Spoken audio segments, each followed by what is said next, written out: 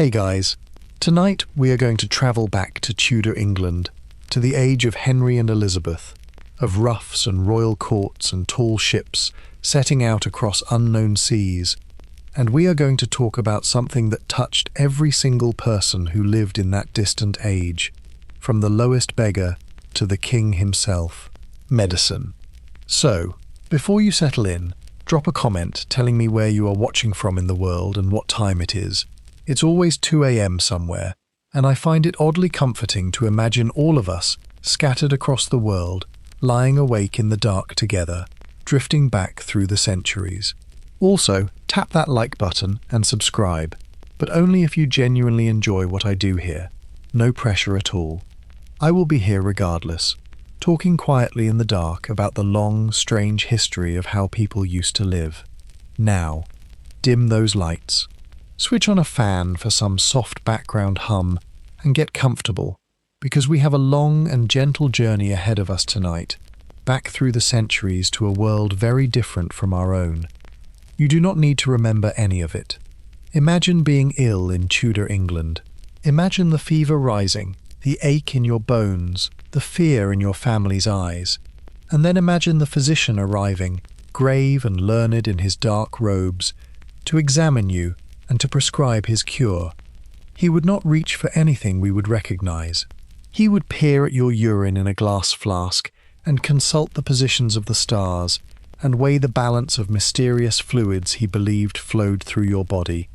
And then he would set about restoring you to health by means that might involve opening a vein and letting your blood flow into a bowl, or dosing you with something to make you violently unwell, or applying remedies made from the strangest of ingredients.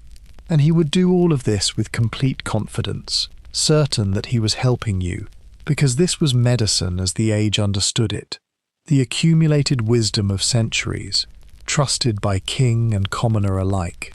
To understand Tudor medicine, and to understand why its treatments could be so strange, we have to begin by emptying our minds of almost everything we know about being ill and being healed, because the Tudor world possessed none of it.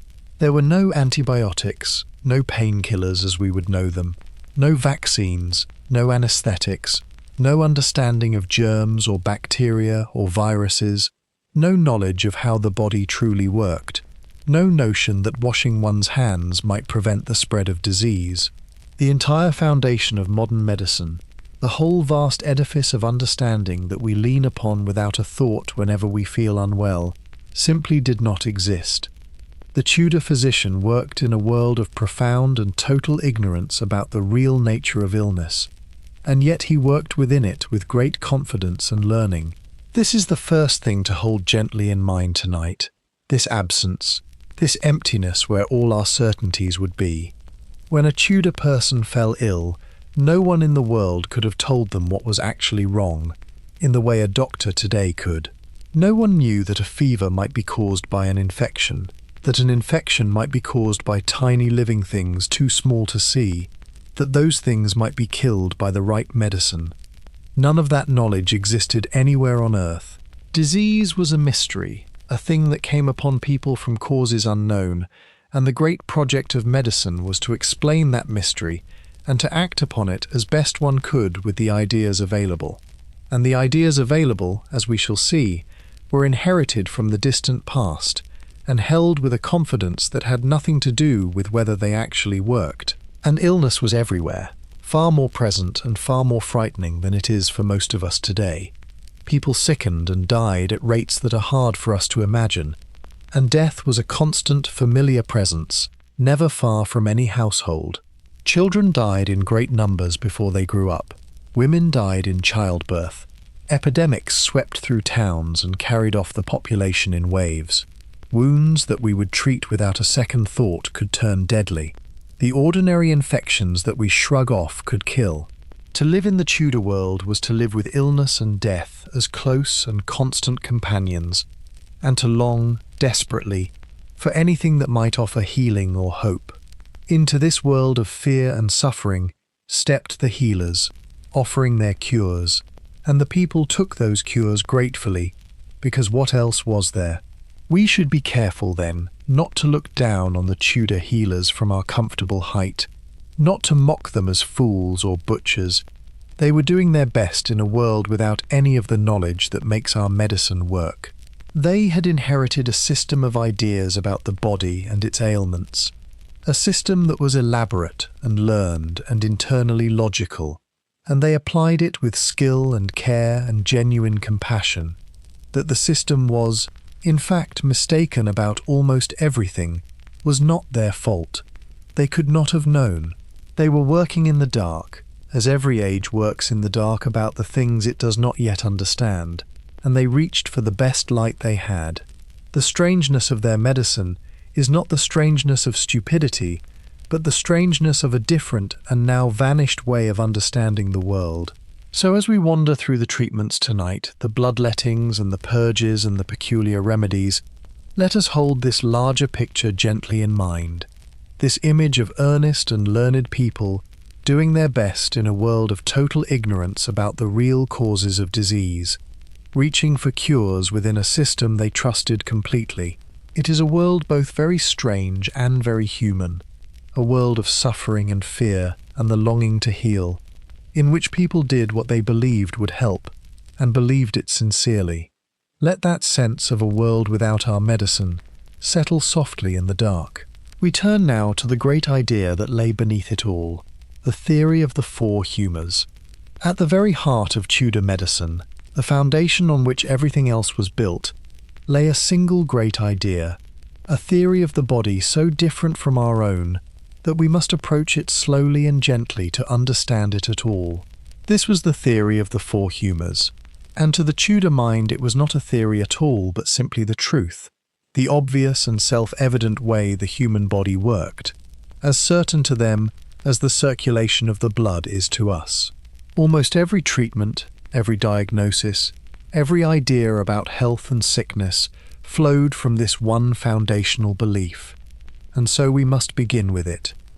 The theory held that the human body was governed by four fluids, four humours, that flowed within it, and that the balance of these four fluids determined a person's health. The four were these: blood, phlegm, yellow bile, and black bile. When these four humours were in proper balance, each present in its right proportion, the person was healthy, well, and sound. But when the balance was disturbed, when one humour grew too plentiful or too scarce, when the whole delicate equilibrium tipped out of true, then sickness followed. Illness, in this understanding, was essentially an imbalance, too much of one fluid or too little of another, and the whole purpose of medicine was to restore the proper balance, to bring the humours back into their correct proportion, and so return the body to health. Each humour was associated with a set of qualities, with elements and seasons and temperaments, in an elaborate and beautiful system that connected the human body to the whole order of the cosmos. Blood was warm and moist, associated with air and with spring. Phlegm was cold and moist, associated with water and with winter. Yellow bile was warm and dry, associated with fire and with summer. Black bile was cold and dry, associated with earth and with autumn.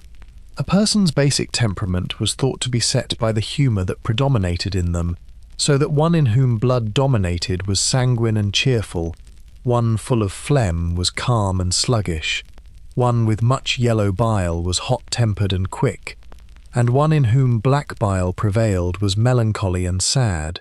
The whole of human health and character was mapped onto this scheme of four fluids, four qualities, four temperaments, all in their cosmic correspondence. From this central idea, everything else followed with a kind of logic. If illness was an imbalance of the humours, then healing meant correcting that imbalance. If a person had too much of a particular humour, the treatment was to remove some of it, to draw off the excess and restore the proper proportion. If they had too little, the treatment was to build it up. The physician's task was to determine which humour was out of balance, in which direction, and to apply the remedy that would set it right. And this, as we shall see, is precisely why so many Tudor treatments take the form they do: the bloodletting to remove excess blood, the purging to expel excess of other humours, the careful diets and regimens to adjust the balance. The treatments were not arbitrary cruelties but the logical application of a coherent theory. Given the theory, they made perfect sense. It is worth pausing to appreciate how reasonable all this seemed, and indeed how long it endured. The theory of the four humours was not a Tudor invention but an inheritance, a system of ideas that reached back to the physicians of ancient Greece and Rome, refined and passed down across more than 1,000 years, taught in the great universities, written in the revered medical texts, trusted by the most learned minds of the age. It had the authority of antiquity and the weight of centuries behind it. It offered a complete and satisfying explanation of health and sickness, one that connected the body to the cosmos and made sense of the bewildering variety of human ailments. That it was in the end entirely wrong does not diminish how compelling it was, or how sincerely it was believed. It was the great frame within which all of Tudor medicine operated. Let that ancient idea of the four humours settle gently in the dark. We turn now to how the Tudor physician used it to discover what ailed his patient. When a Tudor physician came to a sick person, his first task, like a doctor's today, was to discover what was wrong, to make a diagnosis.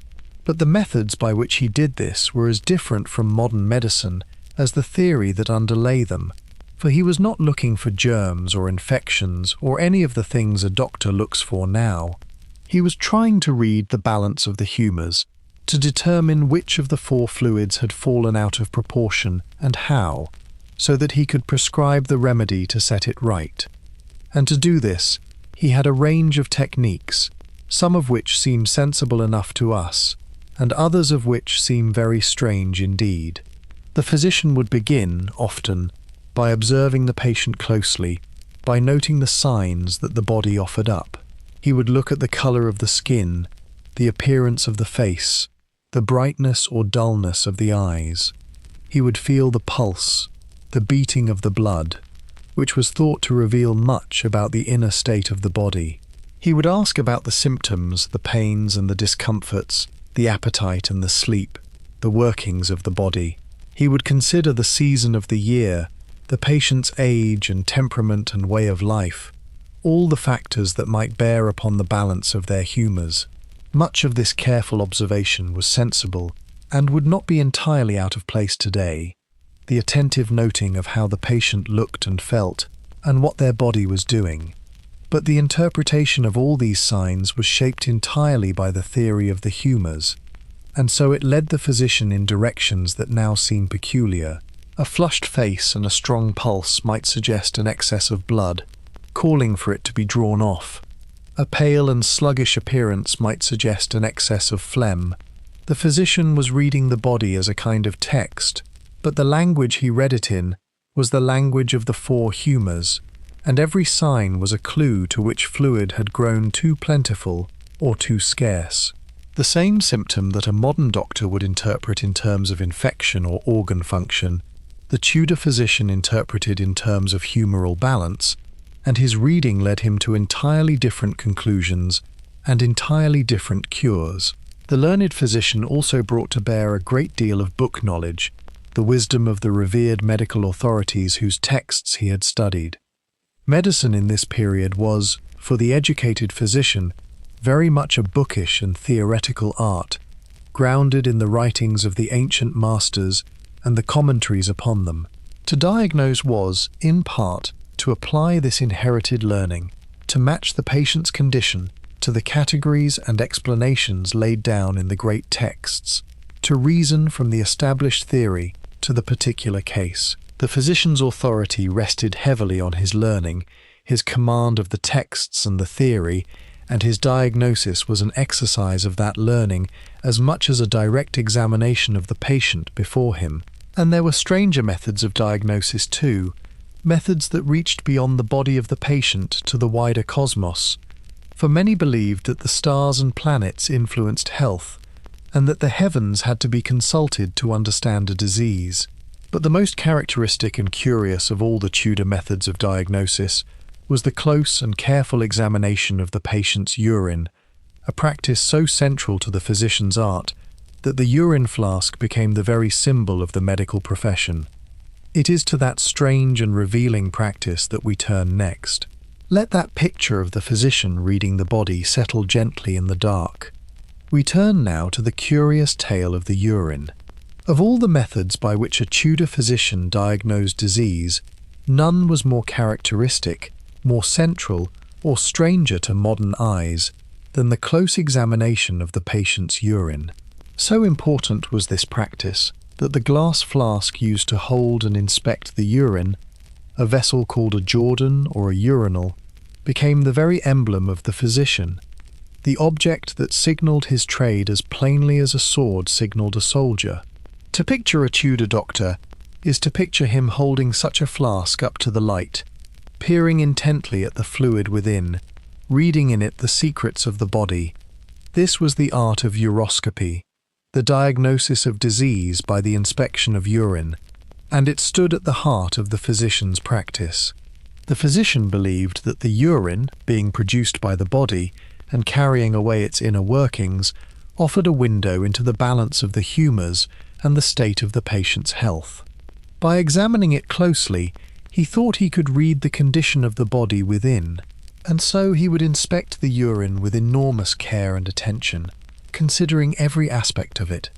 He would look at its colour, comparing it against the many shades that the medical texts described and assigned meaning to, for the colour was thought to reveal a great deal about the humoral state.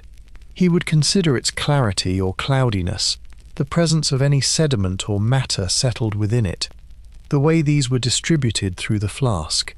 He would note its quantity, its consistency, even, remarkably, its smell, and on occasion its taste, for all of these were believed to carry diagnostic meaning.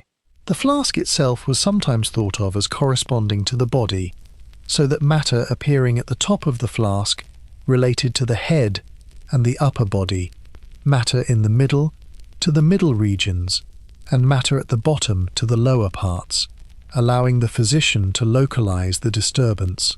The whole examination was a careful and elaborate art, guided by the inherited learning of the medical texts, which described in great detail what each appearance of the urine signified, what humoral imbalance or what disease it pointed to.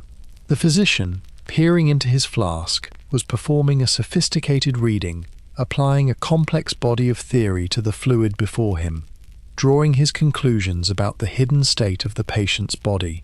So central was uroscopy that physicians would sometimes diagnose a patient they had never even seen, working solely from a flask of urine sent to them, pronouncing upon the disease and prescribing the cure from this alone. A servant might be dispatched to carry the patient's urine to the physician, who would inspect it and send back his diagnosis and his remedy, the whole consultation conducted through the medium of the flask, without the doctor ever laying eyes on the sufferer. This remote diagnosis by urine alone was a recognized and common practice, a measure of how much faith was placed in what the urine could reveal. The flask was thought to contain, in its colour and contents, a full account of what ailed the person who had produced it.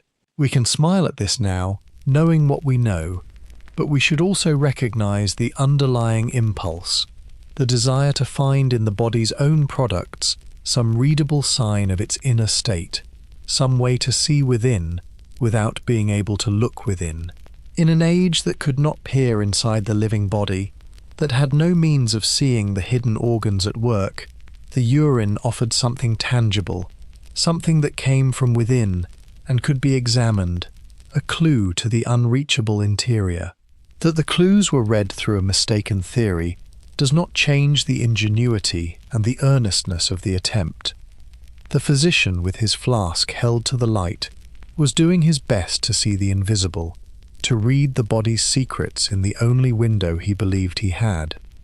Let that image of the urine flask settle gently in the dark.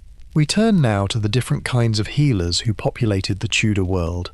The world of Tudor medicine was not a single profession, but a layered and varied one, peopled by different kinds of healers of different ranks and skills, from the learned gentleman physician at the top to the humble folk healer in the village, To understand who actually treated the sick in Tudor England, we need to understand these different sorts of practitioner, the divisions between them, and the very different worlds they inhabited, for the kind of care you received depended very much on who you were and whom you could afford. At the top of the hierarchy stood the physician, the most learned and prestigious of the healers, a university-educated gentleman who had studied the medical texts and mastered the theory of the humours.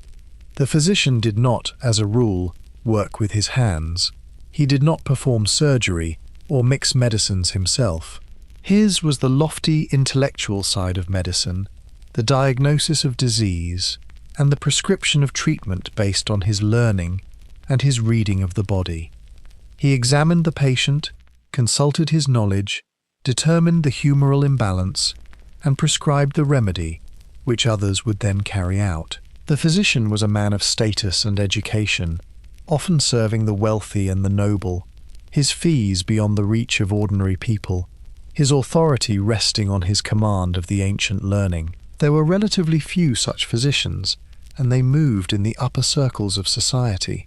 Below the physician, and quite distinct from him, stood the surgeon, who worked with his hands at the practical, physical side of medicine. The surgeon dealt with the outside of the body and with the conditions that called for physical intervention, with wounds and injuries, with broken bones to be set, with growths to be removed, with the lancing of swellings, with the whole bloody and hands-on business that the dignified physician would not touch.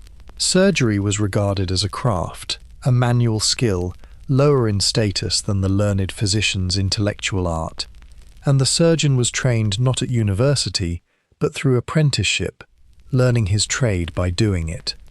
His work was difficult, often grim, and performed in an age without any means of dulling pain or preventing infection, demanding speed, nerve, and a strong stomach. And often the surgeon was also a barber, for in this period, the trades of barber and surgeon were closely linked and frequently combined in a single person, the barber-surgeon, who would cut your hair and trim your beard and also pull your teeth, let your blood, and perform minor surgery.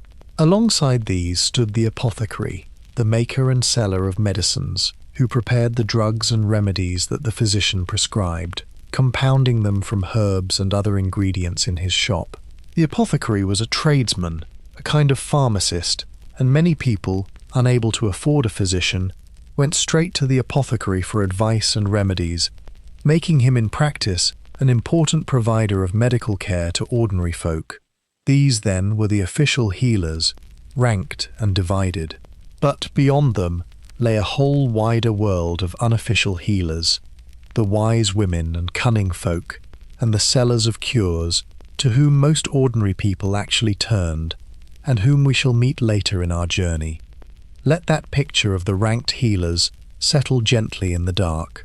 We turn now to one of them in particular, the barber-surgeon, among the most characteristic figures of Tudor medicine, and one whose double trade strikes us as especially strange today, was the barber-surgeon, the man who combined the cutting of hair with the cutting of flesh, who would shave your face and also bleed your veins, trim your beard, and also draw your teeth. To the modern mind, the pairing of hairdressing and surgery seems almost absurd, but in the Tudor world it made a certain sense, and the barber-surgeon was a familiar and important provider of practical medical care, especially to those who could not afford the lofty physician.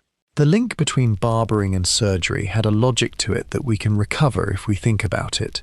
Both trades involved sharp blades and a steady hand, the skilled use of cutting tools upon the human body. The barber already had the razors, the basic equipment, the manual dexterity, the willingness to work closely with the bodies of his customers. It was a small step from trimming hair and shaving faces to the simpler forms of surgery, and to the routine procedures like bloodletting and tooth drawing that were in constant demand.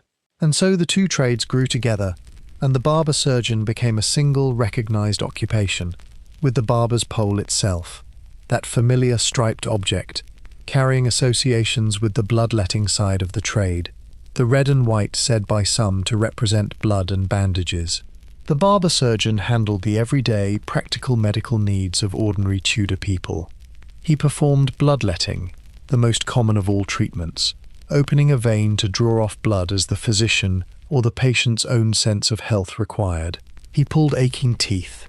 In an age of much dental suffering and no proper dentistry, simply drawing out the offending tooth as the only remedy for the pain. He lanced boils and swellings, dressed wounds, set the simpler broken bones, and performed the minor surgical tasks that did not require the rarer skills of the full surgeon. He was, in effect, the general practitioner of practical Tudor medicine, the man you went to for the common physical ailments and procedures, accessible and affordable in a way the physician was not. His work was done without any of the things that make such procedures bearable today. There was nothing to dull the pain, no anesthetic of any kind, so that every tooth drawn and every vein opened and every boil lanced was felt in full by the conscious patient. There was no understanding of infection, no notion that the instruments should be clean, so that procedures carried risks we would find alarming. The barber surgeon worked by skill and speed and experience, doing what needed to be done as quickly and effectively as he could, while the patient endured.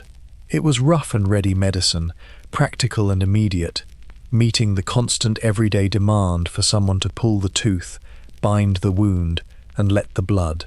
For all that his double trade seems strange to us, the barber surgeon filled an essential role in the Tudor medical world, providing accessible, practical care to the ordinary population who lay far beyond the reach of the gentleman physician.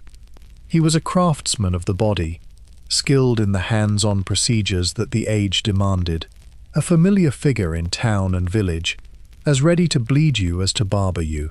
In his combination of the everyday and the medical, the cosmetic and the surgical, he embodies something of the whole character of Tudor medicine, practical, unsqueamish, and utterly different from anything we know.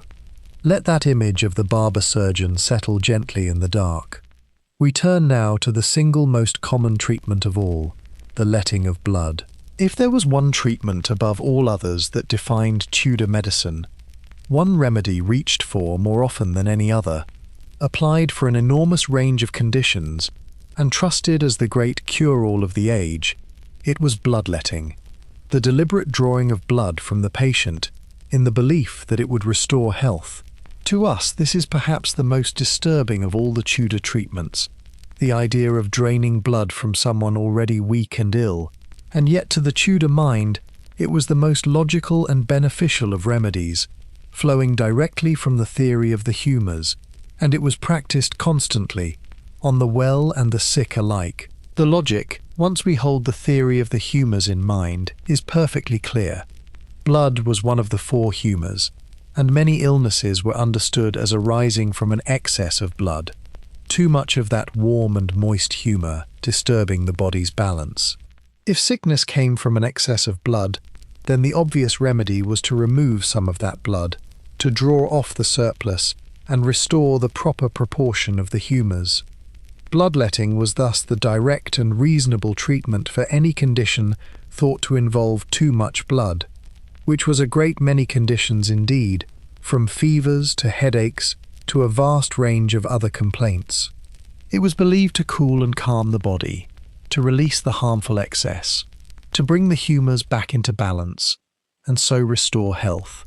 So central was this idea that bloodletting was used not only to treat illness, but to preserve health, as a regular preventive measure undertaken by the healthy to keep their humours in balance and ward off disease before it came.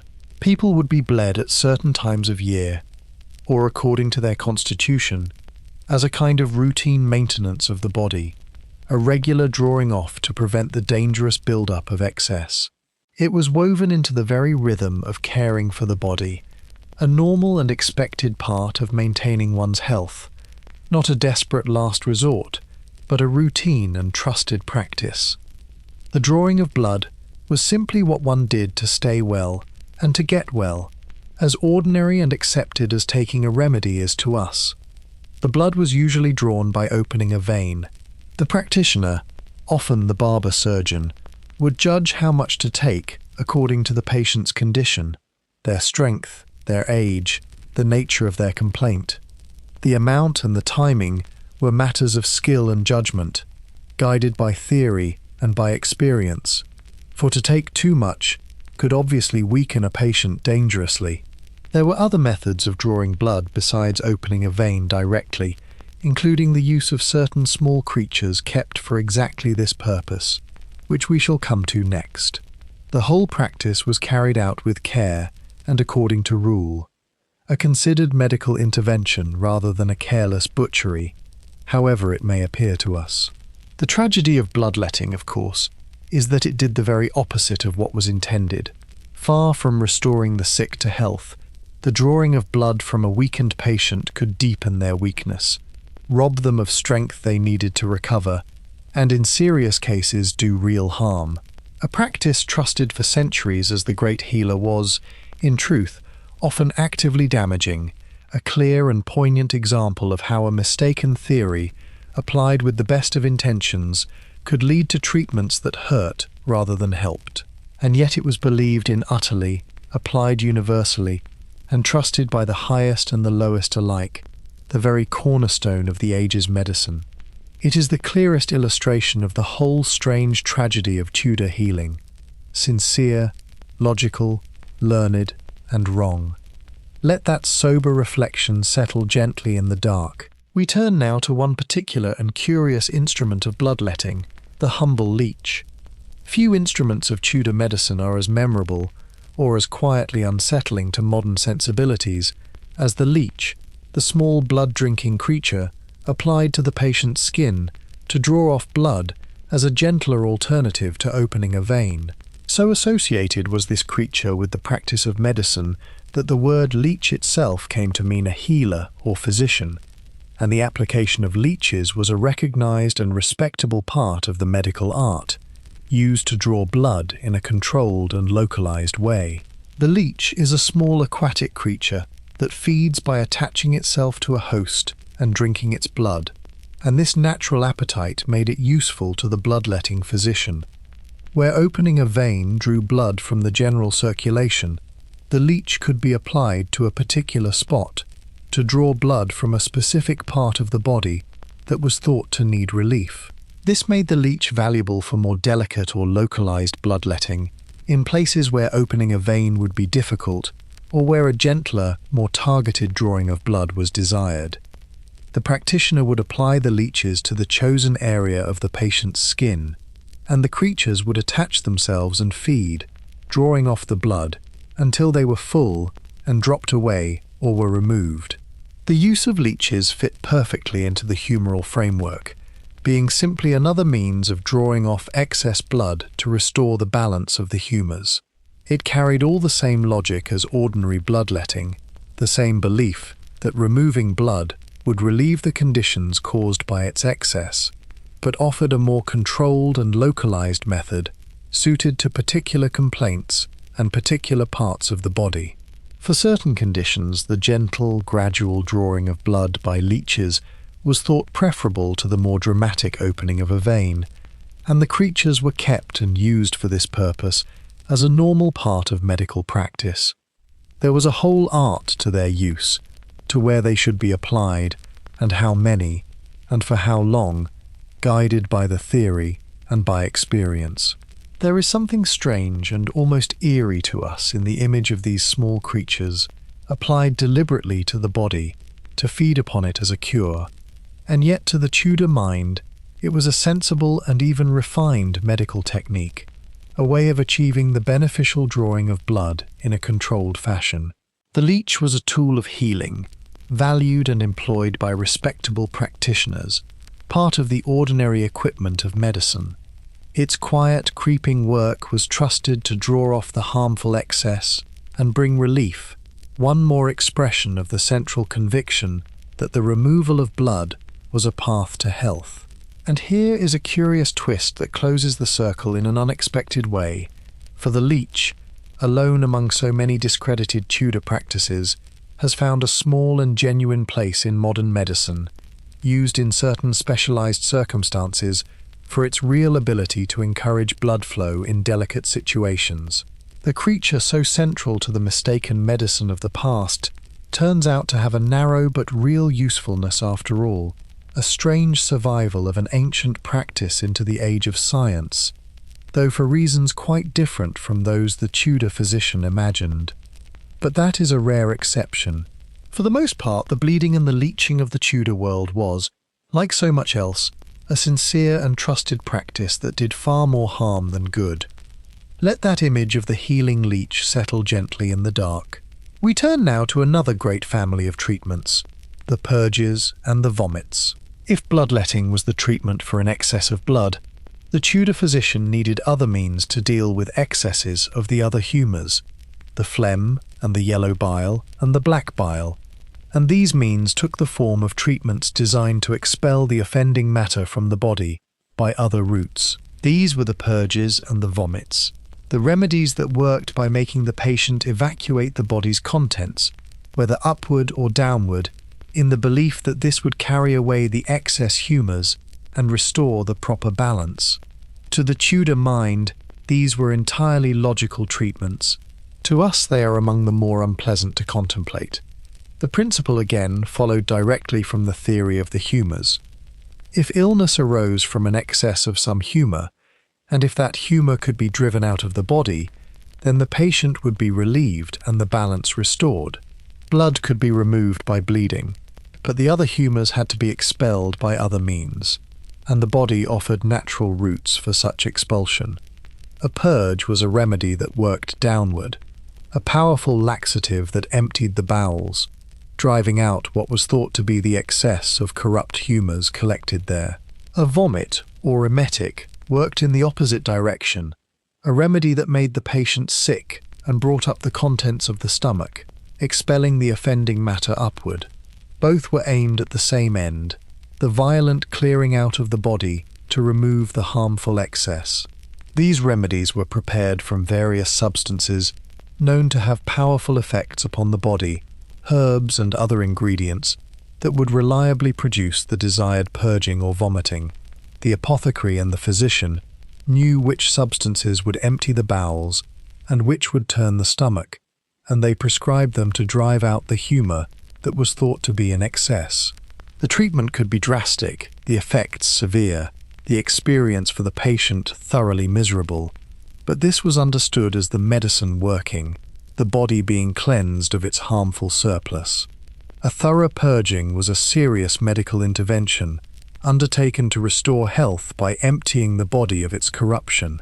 There was also a particular kind of purging treatment applied from below by means of a clyster, an early form of enema, used to clear the lower body and draw out the humours by that route.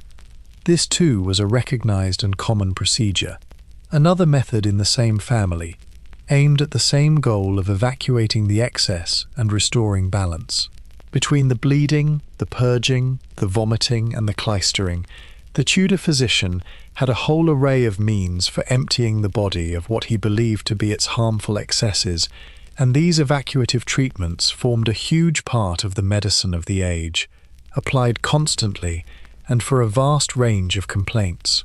Like bloodletting, these treatments flowed logically from the theory, and were applied with confidence, and like bloodletting, they often did more harm than good, weakening and depleting already sick patients, robbing them of fluids and strength they needed to recover. The violent emptying of the body that was meant to cleanse and heal could instead exhaust and endanger, another well-meaning treatment that worked against the very recovery it sought to promote.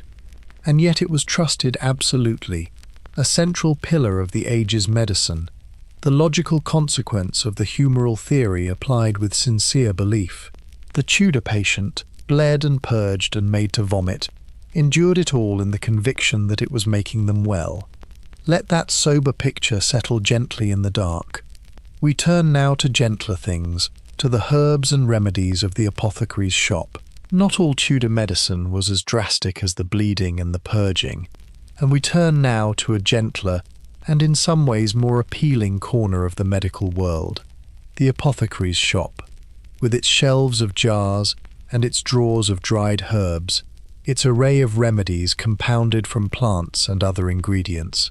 Here, In the preparation of medicines from the natural world, the Tudor healers were on ground that sometimes, though not always, had genuine value. For among the great mass of useless and mistaken remedies were some that really did help, drawn from the long folk knowledge of healing plants. The apothecary was the maker and seller of medicines, the man who compounded the drugs that the physician prescribed, and who also, for many ordinary people, served as a direct source of remedies and advice. His shop was a place of wonder, lined with containers holding all manner of substances, the dried herbs and roots and seeds, the powders and oils and syrups, the many ingredients from which medicines were made. From these he prepared the remedies of the age, mixing and compounding according to the recipes and the prescriptions, creating the potions and pills and ointments and draughts that the sick would take. The apothecary's art was a practical, hands-on knowledge of substances and their preparation, a craft of mixing and making. A great many of the remedies were herbal, drawn from the plants that were believed to have healing properties, and this herbal medicine rested on a vast body of traditional knowledge built up over centuries of experience. Particular plants were associated with particular ailments and effects, and the herbals, the books that catalogued the plants and their virtues, recorded this accumulated lore in great detail. Some plants were used to soothe, some to stimulate, some to purge, some to ease pain, some to help sleep, each according to the properties attributed to it. This was the gentlest and often the most genuinely useful side of Tudor medicine, for plants do contain real active substances, and the long trial and error of folk experience had identified some that truly did have beneficial effects. The remedies were prepared in many forms.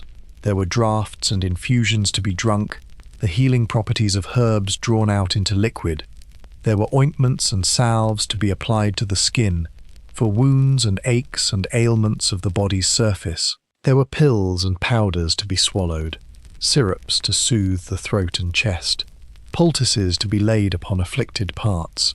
The apothecary and the household healer alike knew how to prepare these various forms, transforming the raw herbs and ingredients into the medicines that would be taken. Many households, indeed, prepared their own remedies from their own knowledge and their own gardens, for herbal medicine was not only the province of the apothecary, but a part of ordinary domestic life, the woman of the house often being the family's first healer. This herbal medicine, with its mix of the useful and the useless, the genuinely effective and the entirely imaginary, represents one of the more sympathetic faces of Tudor healing. Among the remedies were some that really did soothe, ease and help, drawn from the real properties of plants, alongside the many that did nothing or worse. The apothecary's shop, with its fragrant shelves and its ancient lore, was a place where centuries of folk wisdom about the healing power of plants met the formal medicine of the age, and where, occasionally, real benefit could be found amid the great mass of error. Let that gentler image settle softly in the dark. We turn now to the stranger end of the medicine chest, to the curious ingredients that also found their way into Tudor cures. For all that the apothecary's herbal remedies could sometimes do real good, the Tudor medicine chest also contained ingredients of a far stranger kind, substances that seem to us bizarre, unpleasant, or simply baffling, drawn from animals, from minerals, and from sources we would never dream of associating with healing. These curious ingredients remind us how different the Tudor understanding of medicine was, how willing the age was to seek healing virtue in the most unlikely of materials, and how far the remedies could range beyond the gentle world of healing herbs. Many Tudor remedies called for parts of animals, prepared and administered in the belief that they carried some healing property. All manner of creatures and their parts found their way into the medicines of the age. The substances of the animal world pressed into the service of healing, according to beliefs about their virtues. Some of these were based on a kind of sympathetic logic, the idea that a substance resembling the afflicted part, or associated with some relevant quality, would help to heal it. Others rested on traditions whose reasoning is now obscure to us. The point is that the Tudor pharmacopoeia ranged widely across the natural world, drawing its ingredients not only from plants but from animals and their products, in ways that strike us as strange indeed. Minerals and other substances also featured in the remedies of the age, some of them harmless, some of them, by our understanding, positively dangerous. Various earths and stones and metallic substances were credited with healing virtues and incorporated into medicines, taken internally or applied externally in the treatment of disease. Some of these substances were, in fact, harmful to the body, toxic in ways the Tudor healers could not have understood, so that certain remedies carried real dangers quite apart from their failure to cure. The line between medicine and poison was not well understood, and substances we now know to be hazardous were sometimes administered as cures, in another instance of well-meant treatment causing unintended harm.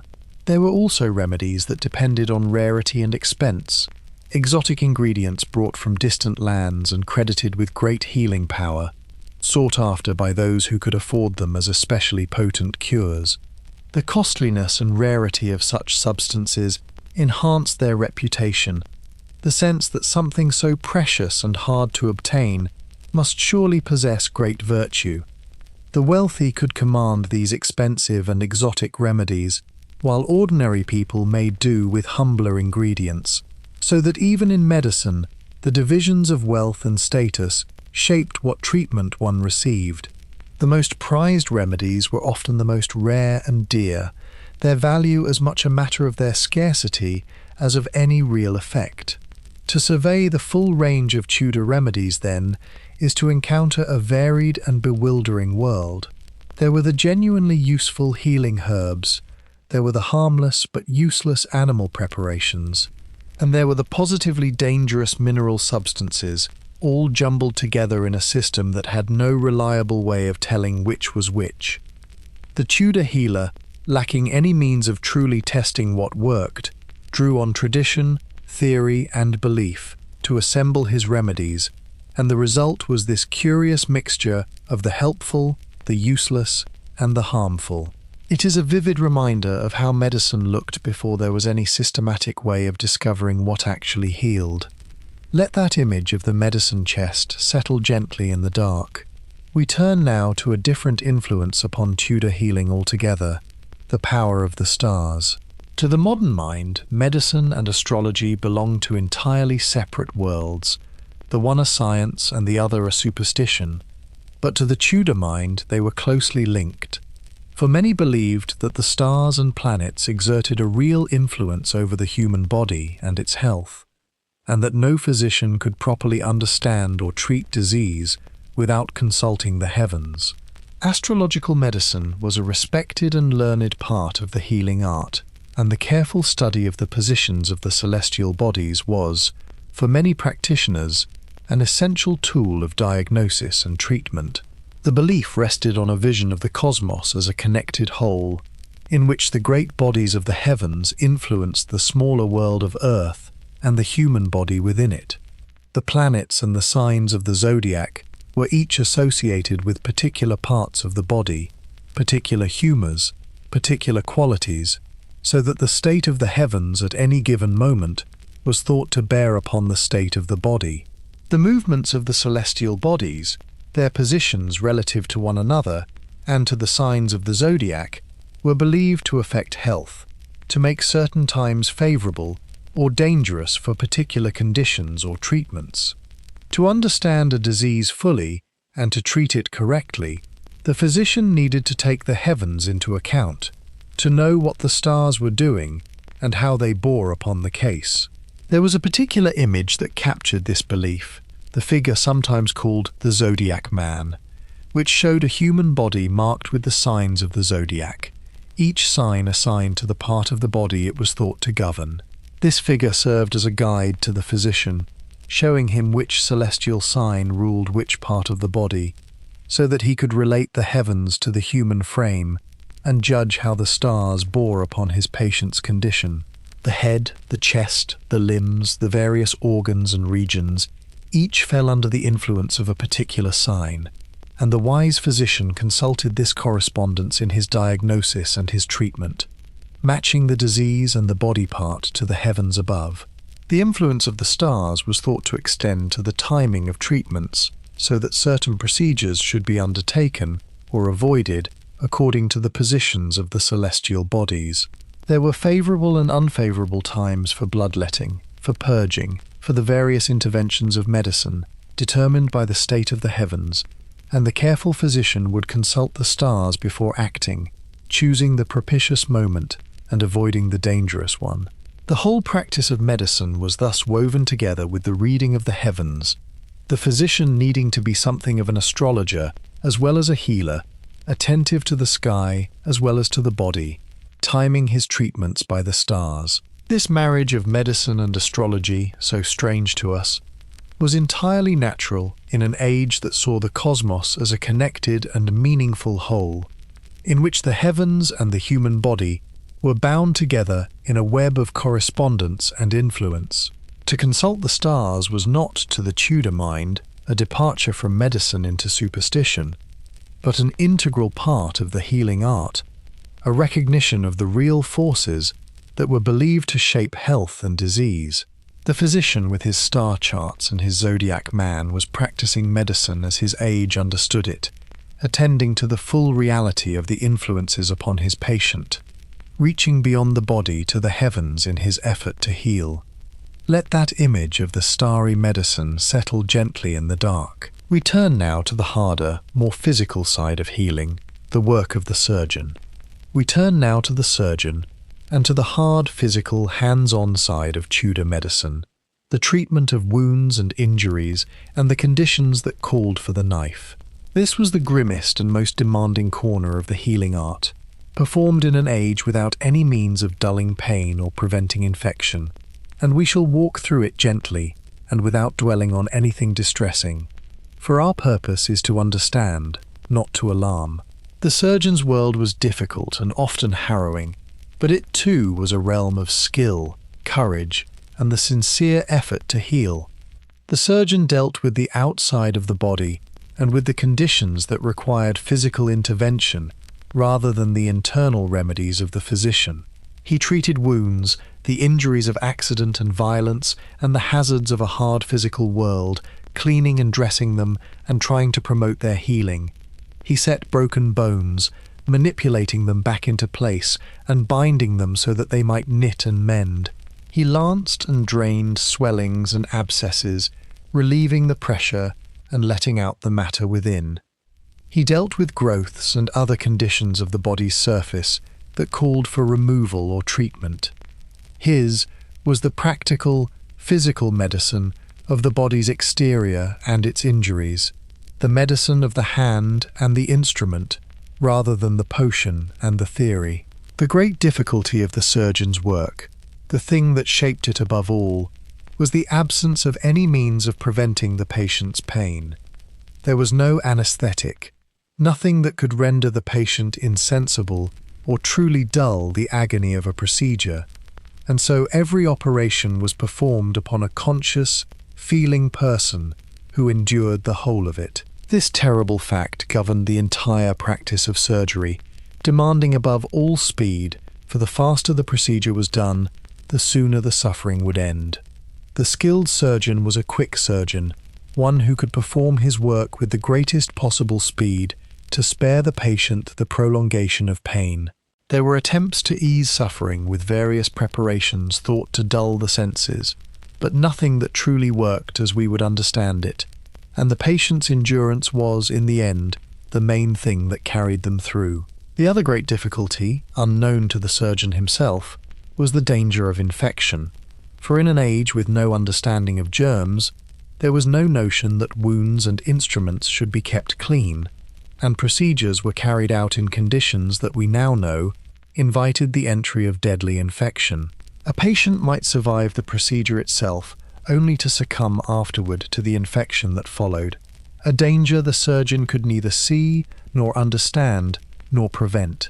This invisible hazard hung over all surgical work, turning even successful operations into mortal risks, and accounting for much of the danger of going under the surgeon's hand. The surgeon did his work as best he could, unaware of the unseen threat that so often undid it. For all these difficulties, the surgeon was a figure of real skill and importance, mastering through long apprenticeship the practical techniques of his craft, learning to set bones and dress wounds and perform the procedures the age demanded, working with nerve and speed and care in the most trying of circumstances.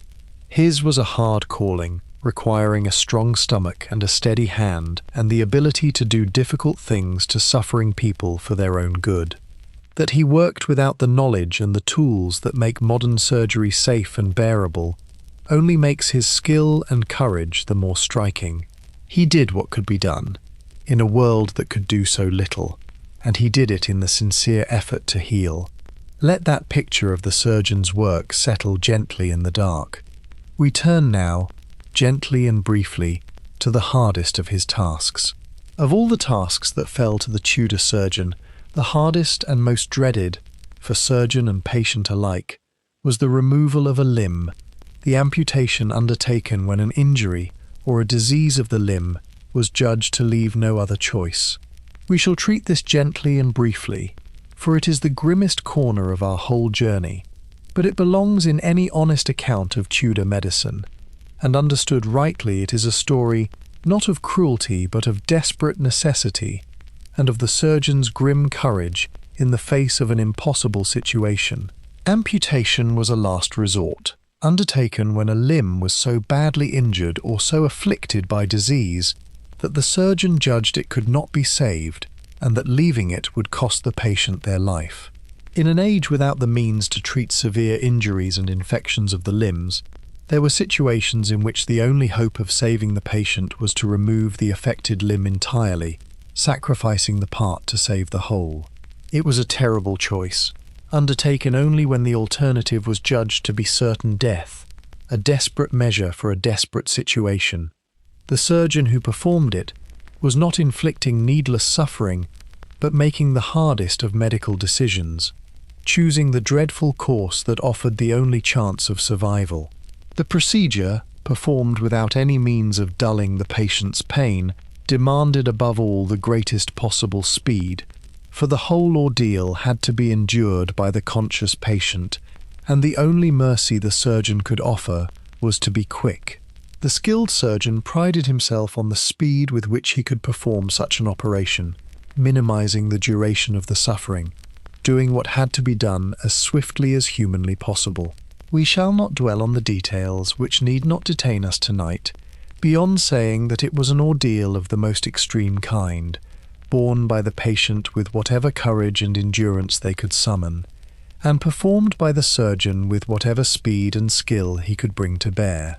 It was, for both, a trial of the most harrowing sort, and even when the procedure was survived, the danger was far from over, for the patient then faced the perils of blood loss and, above all, of the infection that the age could neither understand nor prevent. Many who endured the operation itself were lost afterward to these dangers, so that amputation, even when skillfully performed, carried a heavy risk of death. The surgeon could control the bleeding by various means, and could dress the wound as best he knew, but the invisible threat of infection lay beyond his power to combat, and it claimed many who had survived the knife. The whole grim business was thus a desperate gamble, undertaken only when death was otherwise certain, offering a chance of survival at a terrible cost and against heavy odds. It is a sobering thing to contemplate, this hardest of the surgeon's tasks, and we touch upon it only to acknowledge the full reality of medicine in an age without the means to make such things bearable or safe. But let us hold, even here, to the human truth of it, that the surgeon undertaking such a procedure was not a butcher but a healer, faced with an impossible situation, doing the only thing that might save a life, and that the patient enduring it was showing a courage we can scarcely imagine. There is something almost heroic in it, this willingness to face the unbearable for the chance of life, on both sides of the dreadful procedure. Let that solemn reflection settle gently in the dark, and let us move on to gentler ground. We turn now to another of the surgeon's methods, the use of heat. There was a method available to the Tudor surgeon that sounds especially alarming to us, yet served real and important purposes.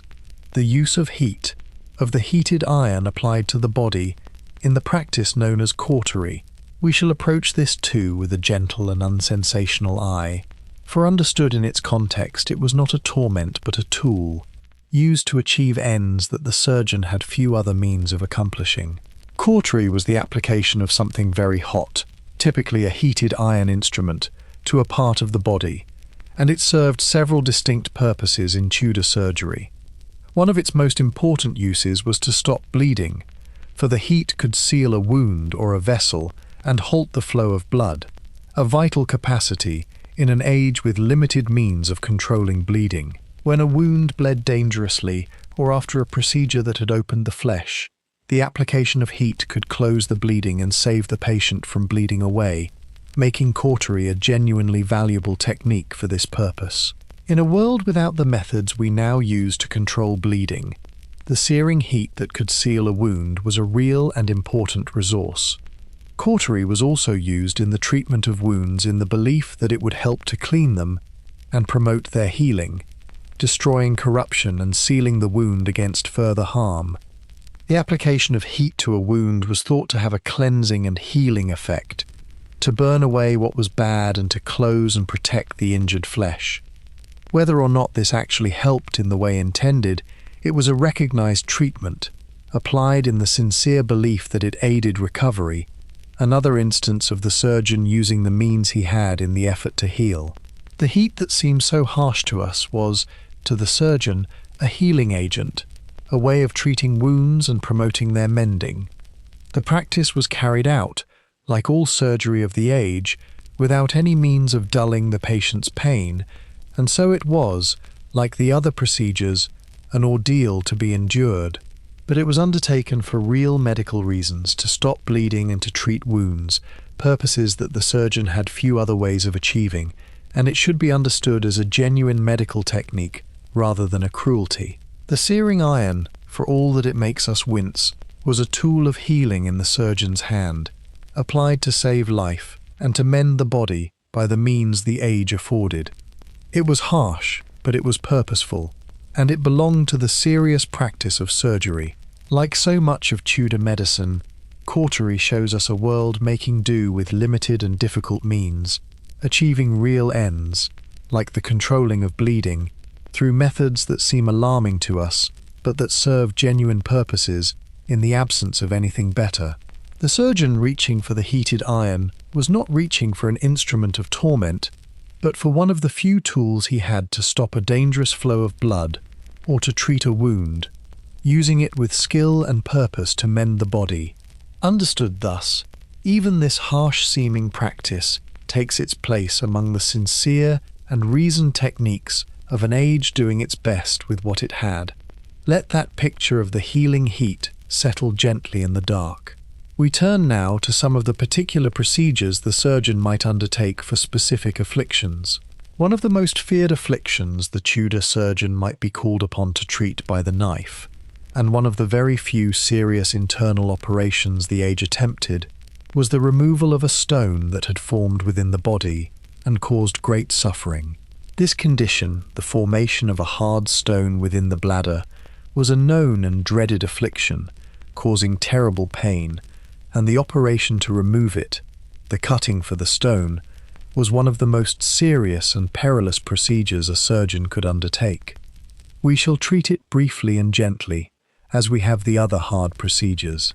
The condition arose when a hard mass formed within the body, causing intense pain and serious difficulty, an affliction that could make life a misery and that had no remedy but its physical removal.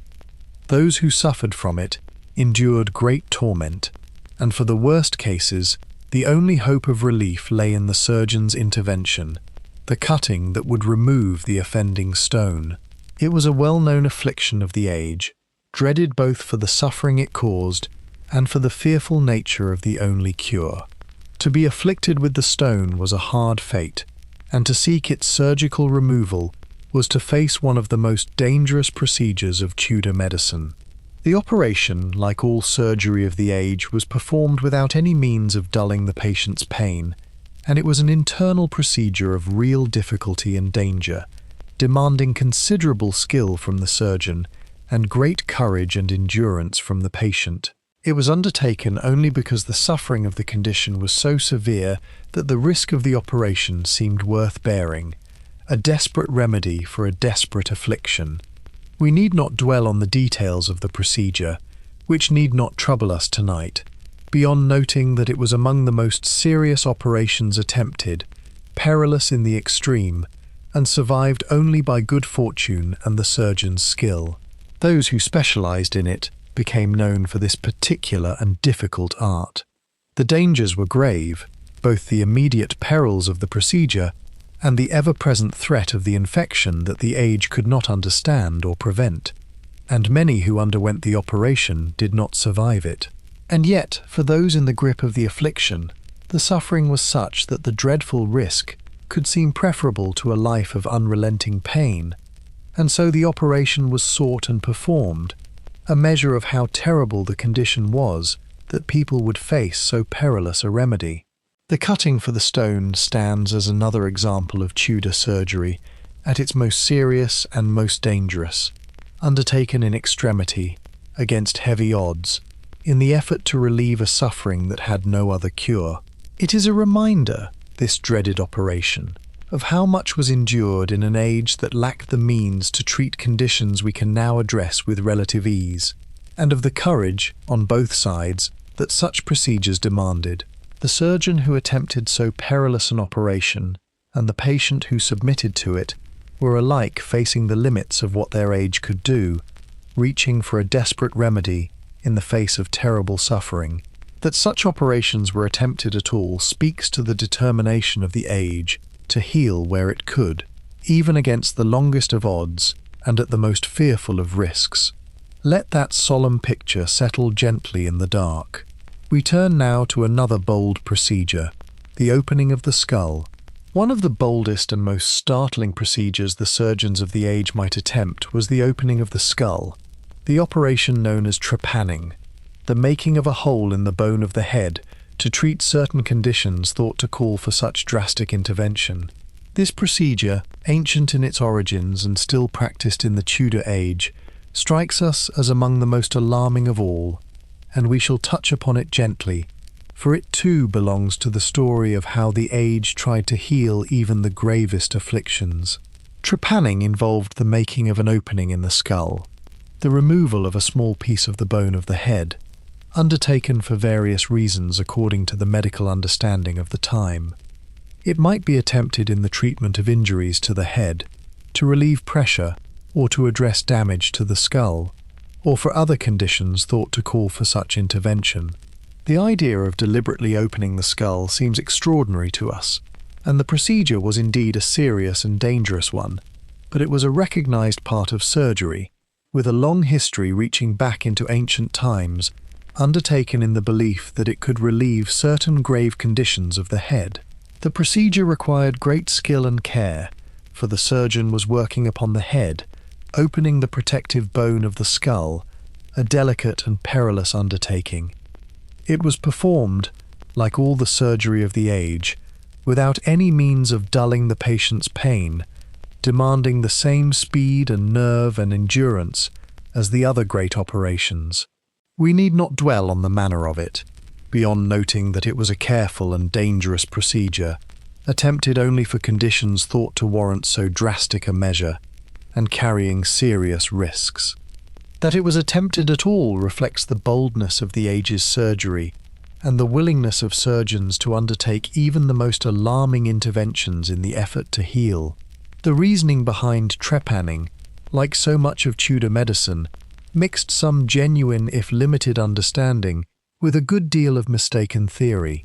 There were cases, particularly certain injuries to the head, where opening the skull might conceivably have offered some real benefit, relieving pressure or addressing damage, and the long persistence of the practice suggests it was sometimes thought to help, But it was also undertaken for conditions where it could have done no good at all, applied according to beliefs about the causes of disease that we now know to be mistaken. Like the rest of the age's medicine, it was a mixture of the occasionally useful and the largely misguided, applied with sincere belief and considerable courage. The opening of the skull stands, then, as one of the most striking examples of the boldness and the limits of Tudor surgery. A procedure of ancient lineage, undertaken with great skill and daring, in the treatment of the gravest conditions of the head. That surgeons would attempt so alarming an operation tells us much about the seriousness with which they pursued their art, and the lengths to which they would go to relieve suffering. It is another window into a world of medicine very different from our own, bold and dangerous and earnest, doing what it could with the understanding it had. Let that picture settle gently in the dark. We turn now to a far more common affliction and its rough remedy, the aching tooth. Far more common than the dramatic surgeries, and a source of constant suffering in the Tudor age, was the affliction of the aching tooth, the toothache that tormented so many in a time before any proper dentistry, and whose only real remedy was the drawing out of the offending tooth. This was among the most familiar of all the medical procedures of the age, performed constantly, for dental suffering was widespread, and the means of relieving it were crude and few. We turn to it now as one of the most ordinary, if painful, corners of Tudor medicine. Tooth decay and dental pain were extremely common, and the Tudor world had little to offer in the way of treatment beyond the removal of the troublesome tooth. There was no dentistry as we would understand it, no filling of cavities, no proper dental care, no means of saving a decaying tooth. When a tooth ached badly enough, the remedy was simply to pull it out, to draw the offending tooth from the jaw and so remove the source of the pain. This tooth drawing was performed by the barber surgeon or by others who offered the service, and it was a routine and constant part of the practical medicine of the age, meeting the endless demand created by widespread dental suffering. The procedure was, of course, performed without any means of dulling the pain, so that the drawing of a tooth was itself an ordeal, a sharp and brutal moment of suffering, undertaken to relieve the longer torment of the ache. There were various preparations and charms and remedies that people tried first, in the hope of easing the pain without resorting to extraction. The herbal remedies and the folk cures and the appeals to the saints. But when these failed, as they generally did, the tooth had to come out. The tooth drawer did his work quickly, removing the tooth as swiftly as he could, while the patient endured the sharp ordeal for the sake of the relief that would follow. There was a rough and public character to much tooth drawing, for some who offered the service did so openly, at markets and fairs, drawing teeth before a crowd, the procedure becoming almost a kind of spectacle. The travelling tooth drawer, plying his trade in public, was a familiar figure, and the drawing of teeth could be a noisy and dramatic affair, performed in the open for all to see. This public, almost theatrical dimension reminds us how different the whole experience of such medicine was, how exposed and rough and immediate, far from the private and painless dentistry we know. The aching tooth and its brutal remedy were a common feature of Tudor life, endured by great numbers of people as a matter of course.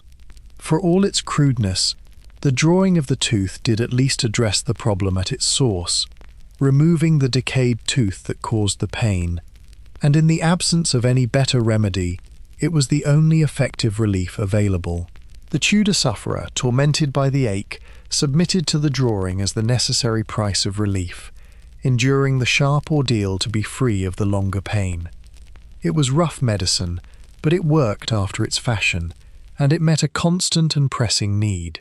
The aching tooth and the tooth drawer's pliers were a familiar part of the medical world of the age, ordinary and painful and unavoidable. Let that image settle gently in the dark. We turn now to the greatest terror of the age, the coming of the plague.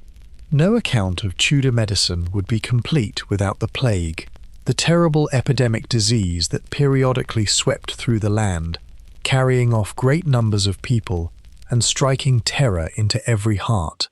The supreme test and the supreme failure of the medicine of the age. Against the plague, the healers of the Tudor world were almost entirely helpless, their treatments useless, their understanding of the disease wholly mistaken, and the coming of the plague was a time of fear and death, against which medicine could do little but watch. We turn to it gently, mindful that it touched so many lives so terribly. The plague returned again and again throughout the Tudor period, appearing in waves that would sweep through a town or a city and kill a dreadful proportion of the population before subsiding, only to return again years later. Its coming was a time of terror, for it killed swiftly and in great numbers, and no one understood where it came from, or how it spread, or how it might be stopped. The Tudor world had no notion of the true cause of the plague, attributing it instead to corrupt or poisonous air, to an imbalance brought on by various causes, to the wrath of God, to a range of explanations that all missed the real nature of the disease. Lacking any true understanding, they were helpless to prevent or cure it. The measures taken against the plague reflected this mistaken understanding and this helplessness. Believing the disease to spread through bad or corrupted air, people tried to ward it off with strong scents and smells, carrying sweet-smelling herbs and posies, burning aromatic substances to purify the air, in the belief that these would protect against the poisonous vapors thought to carry the disease. The authorities attempted to limit the spread by various means, shutting up the houses of the infected, marking them, restricting movement, removing the dead, measures that were sometimes harsh and that reflected the desperate effort to contain a disease they could not understand.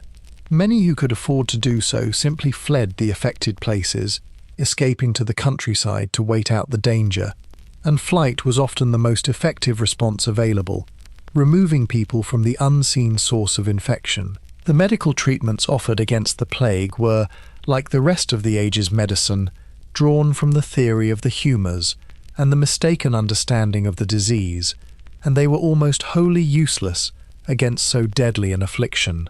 The bleeding and the purging and the various remedies were applied, but they could do nothing against the plague, and those who fell ill mostly died regardless of the treatment they received.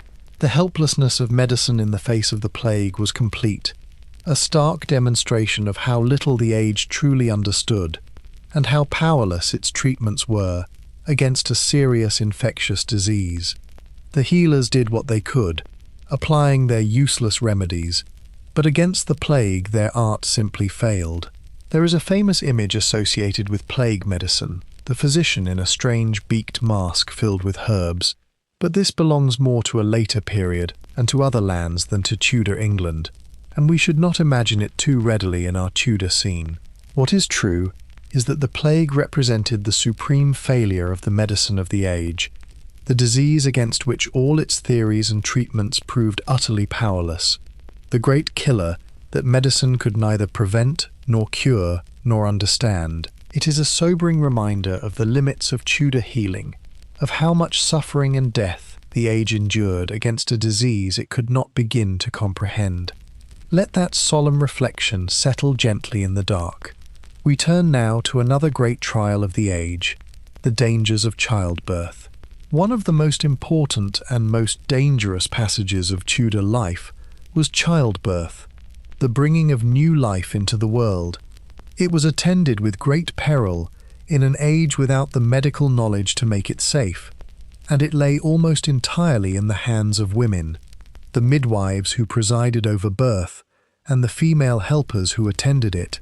We turn to this gently and with care, for it was a realm of both great danger and great human tenderness, central to the lives of Tudor women, and a corner of medicine quite distinct from the male world of physicians and surgeons. Childbirth in the Tudor age was, for the most part, a female affair, conducted by women for women, with the midwife at its centre. The midwife was the woman skilled and experienced in attending births, who came to assist the labouring mother and to bring the child safely into the world. supported by other women of the household and community who gathered to help.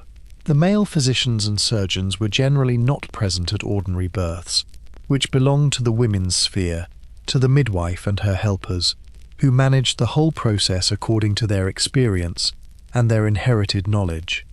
The birthing chamber was a female space, from which men were largely excluded, presided over by the midwife, and filled with the women who came to support the mother. The midwife's role was one of considerable importance and responsibility, for upon her skill and experience much depended, and a good midwife was a valued and respected figure in her community. She brought practical knowledge built up through experience, the accumulated wisdom of attending many births, and she guided the mother through her labour, assisted the delivery, and cared for mother and child in the crucial moments of birth. Hers was a skilled and demanding calling, central to the life of the community, and the experienced midwife held a position of real standing and trust among the women she served.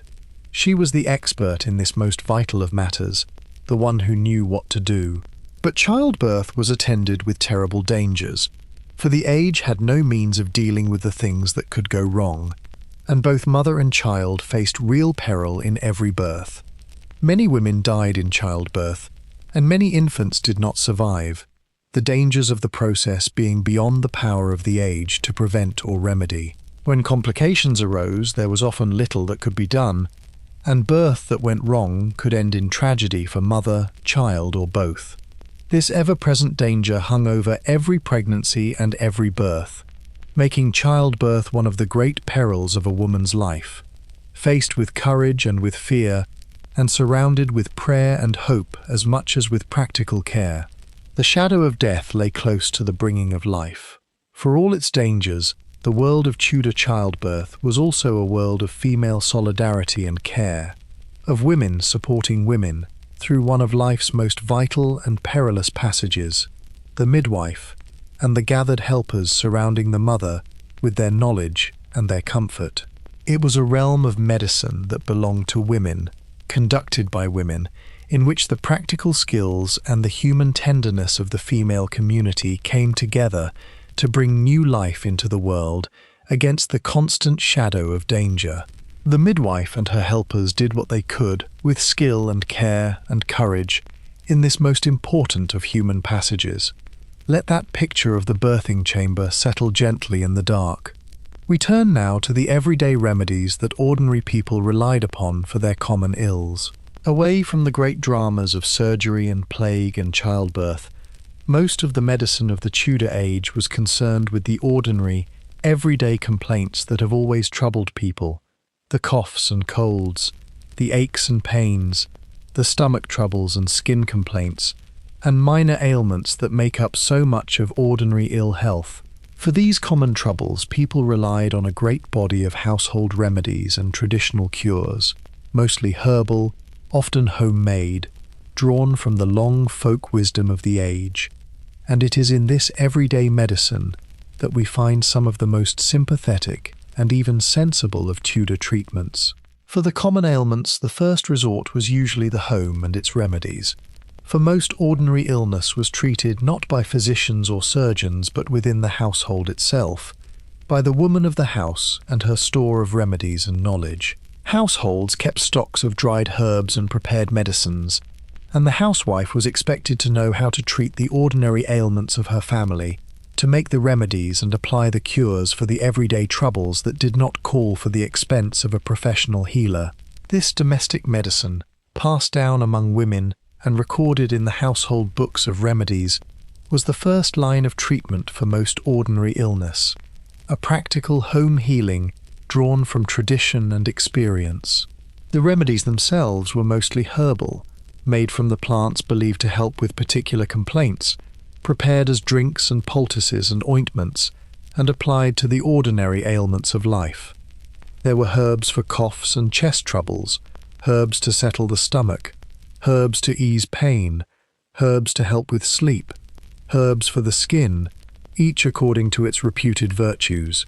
Many of these remedies were gathered from the garden or the countryside and prepared at home, the healing plants transformed into the cures for everyday ills. This was the gentlest and most accessible medicine of the age, available to all, drawn from the natural world and the inherited knowledge of generations. And here, in the everyday herbal remedies, we find some of the treatments that actually worked. For among the many useless or imaginary cures were some that drew on the real properties of plants and offered genuine benefit.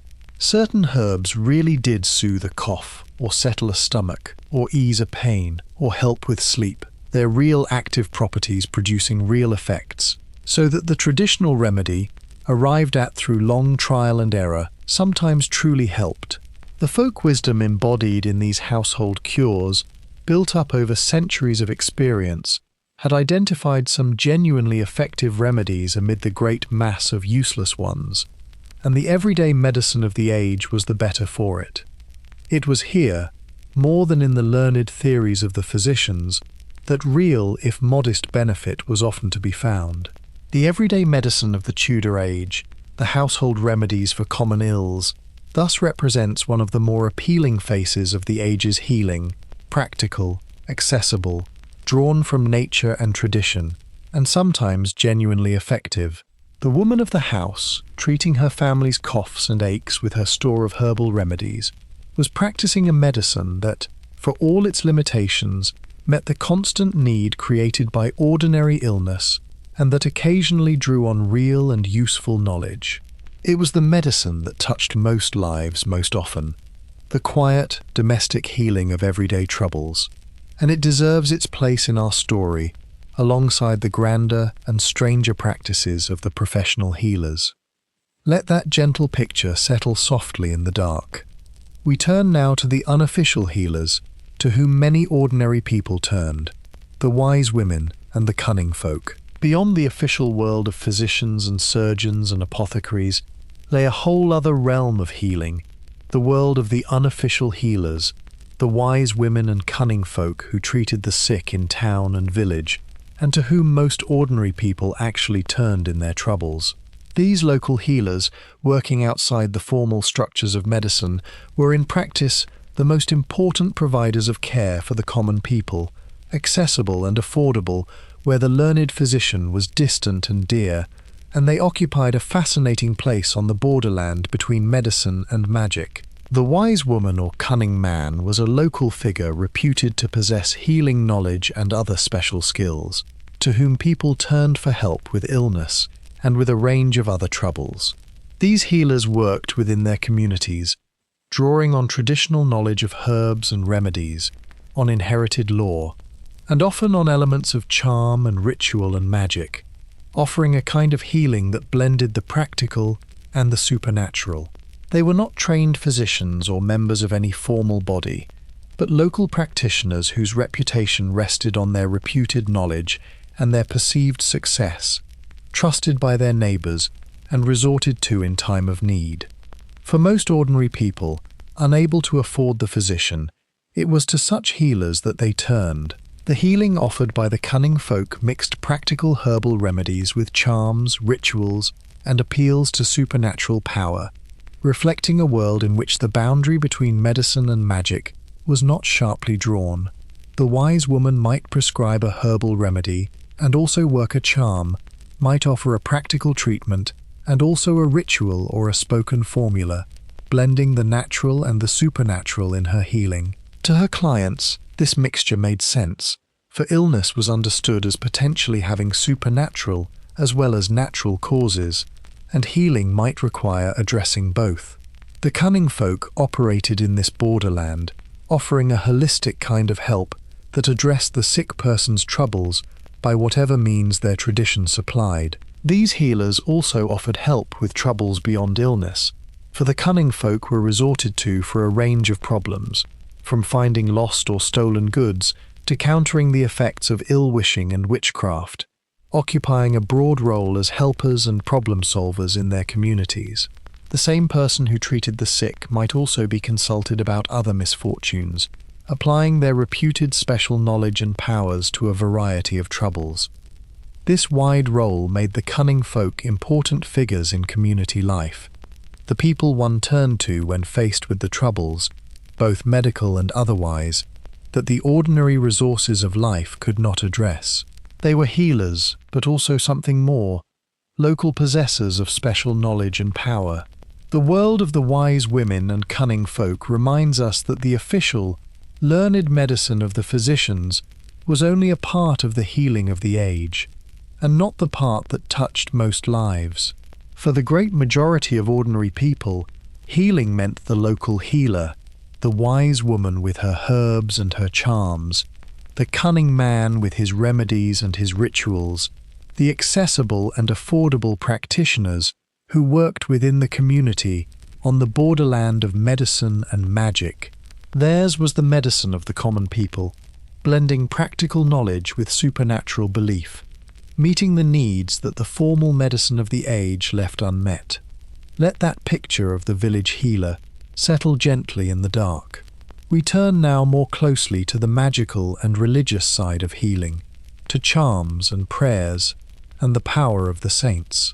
In the Tudor world, the line between medicine and religion, between healing and the supernatural, was not the sharp division it is for us, and a great deal of the healing of the age involved charms, prayers, rituals, and appeals to divine or supernatural power, applied in the sincere belief that they could help to cure disease. To understand Tudor medicine fully, we must understand this dimension, the way that healing reached beyond the natural remedies into the realm of the spiritual and the magical, seeking cures in prayer and ritual, as well as in herbs and bleeding. Illness, to the Tudor mind, could have supernatural as well as natural causes, and so it was natural to seek supernatural as well as natural remedies. Disease might be sent by God, as a punishment or a trial, or might be caused by the malice of witchcraft and ill-wishing, or might involve forces beyond the merely physical, and where such causes were suspected, the remedies had to address them. Prayer was a natural recourse, the appeal to God for healing, the asking of divine mercy and aid in sickness, and the sick and their families prayed earnestly for recovery, trusting in the power of God to heal. Religious faith and the practice of medicine were deeply intertwined, the appeal to heaven a normal part of the response to illness. There were also charms and rituals and spoken formulas believed to have power against disease, drawn from a long tradition of magical healing that blended with the religious and the medical. Particular words, particular rituals, particular objects were credited with healing power, used in the treatment of disease, alongside or instead of the natural remedies. The wise woman's charm, the spoken blessing, the ritual performed over the sick, the protective object worn against illness, all reflected the belief that healing could be worked through these supernatural means, that the right words or rituals could drive out disease or summon healing power.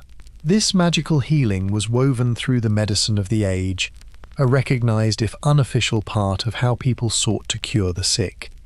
In the earlier part of the period, before the great religious changes of the age, the appeal to the saints had been an important part of healing, particular saints being associated with particular ailments and invoked for their cure, their shrines visited, and their aid sought by the sick.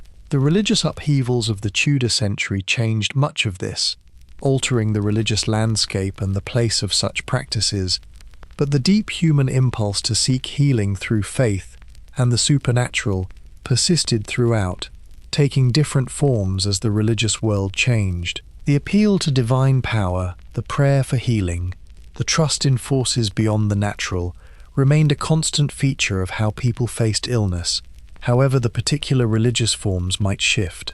This religious and magical dimension of Tudor healing reminds us how differently the age understood illness and its cure, how the natural and the supernatural were intertwined, how healing reached beyond the herbs and the bleeding into the realm of prayer and ritual and faith. The Tudor sufferer, seeking to be well, might take a herbal remedy and also say a prayer, might be bled by the surgeon and also have a charm worked over them, addressing the illness by every means their world afforded, natural and supernatural alike. It is one more way in which their medicine was profoundly different from our own. embedded in a world where the spiritual and the physical were not separate, and where healing was sought from heaven as well as from the apothecary's shelf. Let that picture settle gently in the dark. We turn now to a less reputable corner of the healing world, the quacks and sellers of false cures. Wherever there is suffering and the desperate desire to be cured, there will be those who exploit it, and the Tudor age had its share of false healers. The quacks and mountebanks who sold worthless or fraudulent cures to the sick and the desperate, profiting from the universal longing for health. These figures, selling their dubious remedies with great confidence and showmanship, were a familiar part of the medical landscape of the age, and they remind us that the credulity and desperation of the sick have always attracted those willing to take advantage of them.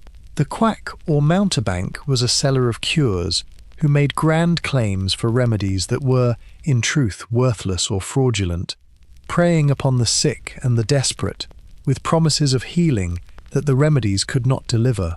These figures often travelled from place to place, setting up at markets and fairs, drawing a crowd with their patter and their showmanship, and selling their nostrums to those eager to believe in a cure. They were salesmen as much as healers, masters of persuasion and display, who built their trade on confidence and spectacle, promising miraculous cures and selling their dubious wares to the hopeful and the gullible. Theirs was a medicine of performance and persuasion, designed to part the desperate from their money. The remedies they sold were typically useless, the secret cures and miraculous potions that promised to heal a vast range of ailments, but that contained nothing of real benefit. The mountebank would extol the wonderful powers of his remedy, claiming it could cure all manner of diseases, and would sell it to those drawn in by his promises, who took it away in the hope of the healing it could not provide. Some of these remedies were merely useless, doing nothing at all, while others may have been positively harmful, containing substances that could do real damage. Either way, they offered false hope, exploiting the desperation of the sick for the profit of the seller. A fraud worked upon the most vulnerable. What made the quacks so successful was the very desperation of the sick, in an age of so much suffering and so little effective medicine. For people longing to be cured were all too willing to believe in the promises of a confident healer, to grasp at the hope of a cure, even from a dubious source.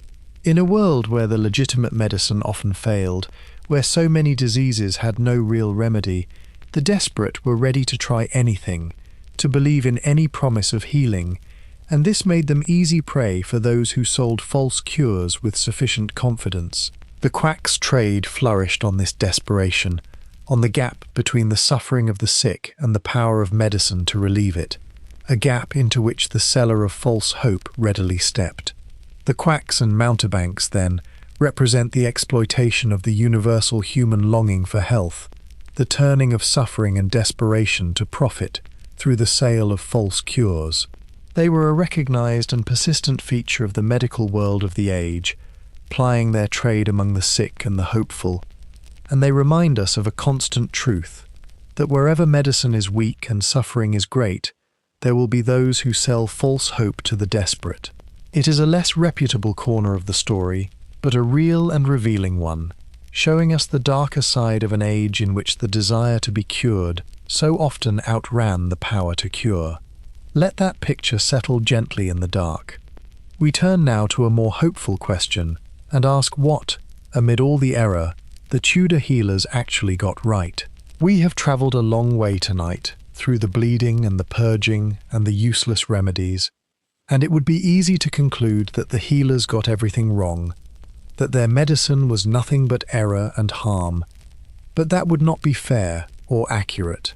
Amid all the mistakes, there were things they got right, remedies that really worked, practices that really helped, and it is only just, before we leave them, to give the Tudor healers their due and to acknowledge the genuine knowledge mixed in with all the error. The clearest of their successes lay in the realm of herbal medicine, for among the many useless herbal remedies were some that drew on the real properties of plants and offered genuine benefit. Plants do contain real active substances, some of which have real effects upon the body, and the long folk experience of the age had identified, through centuries of trial and error, a number of remedies that truly worked. Certain herbs really did ease pain, or soothe a cough, or settle a stomach, or help with sleep, or aid in healing, their genuine properties producing genuine effects. This herbal knowledge, the accumulated wisdom of generations of practical experience, represented a real and valuable body of effective remedies amid the mass of useless ones. And some of these traditional plant medicines have even found their way, in refined form, into modern medicine. The Tudor healers also had real practical skill in certain areas of treatment, particularly in the hands-on work of the surgeon. For all the dangers of surgery in the age, the surgeons developed genuine expertise in the practical management of wounds and injuries, in the setting of broken bones, in the techniques of their craft, skills built up through long experience and apprenticeship, the setting of a broken bone, the dressing of a wound, the practical care of injuries. These were areas where real skill and real benefit existed, where the surgeon's experience and technique could genuinely help. The hands-on, practical side of Tudor medicine, learned through doing, contained real competence and achieved real results, however limited by the conditions of the age. There was also real value in some of the broader principles of care that the age understood: the importance of rest, of good diet, of a healthy regimen, of the careful tending of the sick. The Tudor understanding of health included attention to the whole way of life, to diet and rest and the management of the body, and some of this general care for the patient's well-being had real merit, supporting recovery through good nursing and sensible regimen. The attentive care of the sick, the provision of rest and nourishment and comfort, the management of the patient's condition, these were genuinely beneficial, helping the body's own powers of recovery even where the specific treatments did not. The general care of the sick contained real wisdom amid the mistaken theory. There was also, in some quarters, a real and growing spirit of observation and inquiry, a willingness to look closely at the body and to question the inherited wisdom that would in time help to transform medicine altogether. The age saw the beginnings of more careful study of the human body, of closer attention to what could actually be observed, of a curiosity that would eventually crack open the old certainties and lead toward a truer understanding. These first stirrings of a more observational, questioning approach to medicine, though still small and surrounded by the old beliefs, were genuinely important, the early seeds of the great transformation that would one day come. The Tudor age was not only the age of the humours and the bleeding, but also, in places, the age of the first careful lookings that would eventually lead beyond them, and that deserves to be remembered too. So we should not leave the Tudor healers thinking only of their errors, for they got real things right, achieved real benefits, possessed real knowledge mixed in with all the mistaken theory. The effective herbal remedies, the practical surgical skills, the sensible principles of care, these were genuine achievements, real medicine that really helped, the valuable kernel amid the great mass of error. The Tudor healers were not simply wrong about everything, but were feeling their way toward real knowledge, achieving real successes alongside their many failures, doing genuine good amid all the mistaken practices. It is only fair to remember this, and to honor the real, if limited, achievements of an age doing its best in the dark. Let that fairer picture settle gently in the dark. We turn now to ask why, given how much was wrong, they believed in it all so completely. One of the great puzzles, as we look back at Tudor medicine, is how people could have believed in treatments that so often did not work, that frequently did harm, that rested on a theory we now know to be entirely mistaken. How could the bleeding and the purging, the useless remedies and the false theories, have been trusted so completely, for so long, by learned and intelligent people? The answer takes us into the very nature of belief and evidence, and into the difficulty, in the absence of proper testing, of ever discovering that a trusted treatment does not work. Part of the answer lies in the coherence and authority of the theory itself, for the system of the humours was elaborate, logical, and satisfying, a complete explanation of health and disease that made sense of the world and carried the weight of centuries of learning behind it.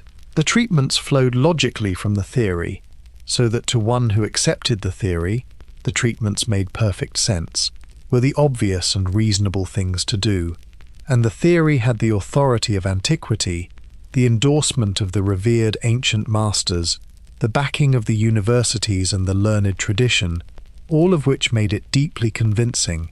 To question it would have been to question the entire edifice of medical learning, the accumulated wisdom of the ages, a thing few would think to do. But the deeper part of the answer lies in the difficulty of ever seeing that the treatments did not work, in the absence of any proper way of testing them. When a sick person was treated and recovered, the treatment was credited with the cure, even though they might have recovered anyway, for the body heals itself of many ailments regardless of treatment.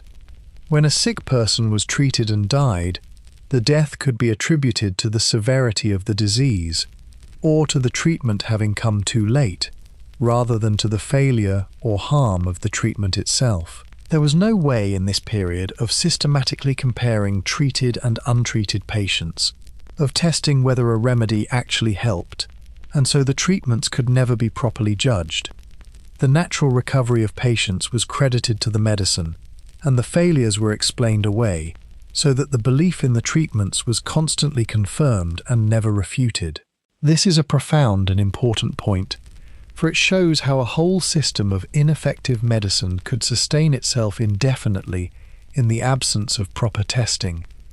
Without the means to truly compare what worked and what did not, people relied on impression and authority and theory, all of which supported the established practices, and none of which could reveal their failure. The successes, real or apparent, were remembered and credited to the treatment, while the failures were forgotten or explained away, in a pattern of belief that confirmed itself and resisted correction.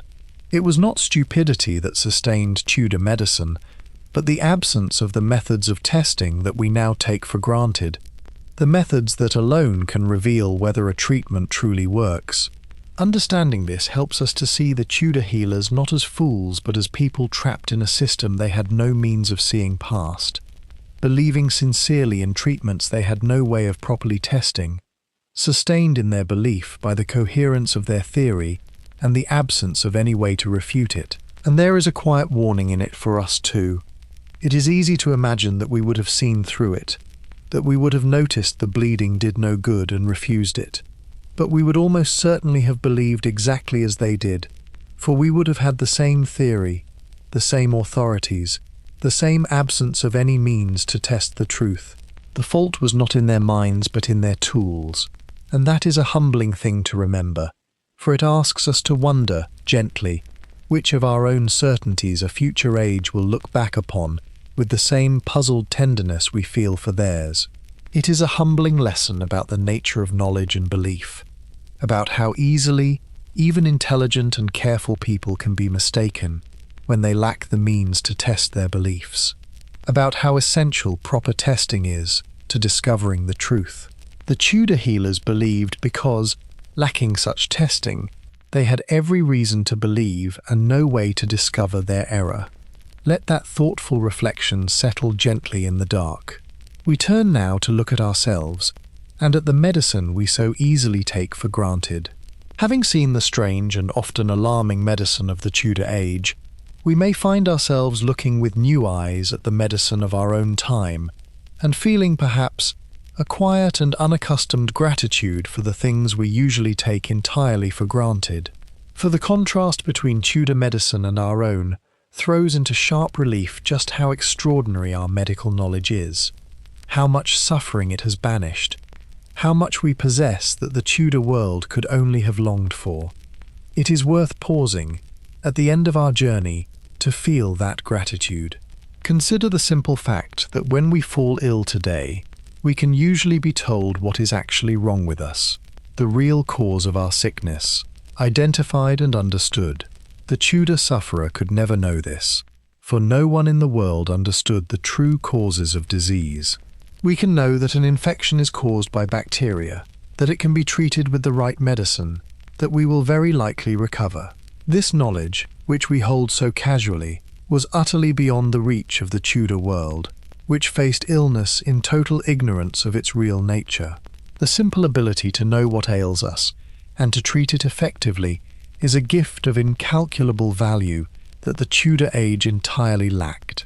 Consider that we possess medicines that actually cure, that truly work against the diseases they treat, where the Tudor healer had almost nothing that genuinely helped.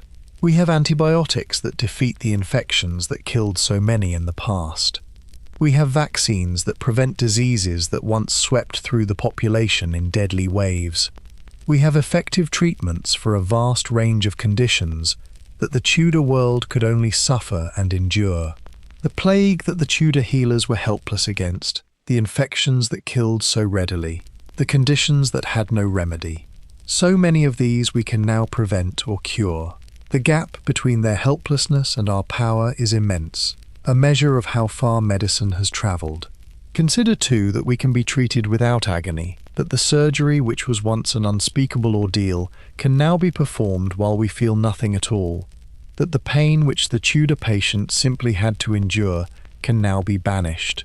The anaesthetics that let us undergo procedures in painless sleep, the pain relief that eases our suffering, these would have seemed miraculous to the Tudor world, in which every operation was felt in full and pain was simply borne. The freedom from agony that we take for granted in our medicine is a blessing that the Tudor age could not even imagine, a transformation in the very experience of being treated and healed. Consider too the quiet everyday marvels that we never even think of as medicine at all, the clean water and the understanding of hygiene that prevents so much disease before it ever begins, the simple knowledge that washing can stop the spread of infection, the safe bringing of children into the world that has made birth, once so perilous, into something the great majority of mothers and babies now survive in safety. The Tudor world lost so many to the dangers of childbirth and to the diseases bred by dirt and ignorance, dangers we have largely banished without a second thought. The mother who today comes safely through her labour, the child who grows up where once so many died young, the family spared the epidemics that once swept through the population, all are the beneficiaries of knowledge the Tudor age entirely lacked, blessings so woven into our lives that we never pause to notice them. These things, and so many more, we possess and use without a thought, scarcely aware of how extraordinary they are, how recently and hard-won, how utterly they would have astonished the people of the Tudor age. To remember their medicine, with all its helplessness and suffering, is to see our own freshly, to feel a gratitude for the knowledge and the comfort and the healing power that we so casually enjoy. We are extraordinarily fortunate, in ways we rarely pause to recognize, to live in an age that understands disease and can so often cure it, that can treat us without agony and save us from so much that once killed. Let that quiet gratitude settle gently in the dark. We turn now to one last gentle thought before we drift away into sleep. As we near the end of our long journey through Tudor medicine, let us turn from the treatments and the theories to the people themselves, to the human beings who lived and suffered and hoped within this strange medical world. For behind every remedy and every procedure was a human story, a person frightened and in pain, longing to be well, and the people who tried to help them. It is in these human truths, more than in the curious details of the treatments, that the deepest meaning of our journey lies. Think of the patients, the ordinary people who fell ill in the Tudor age, and faced their sickness with whatever courage they could summon.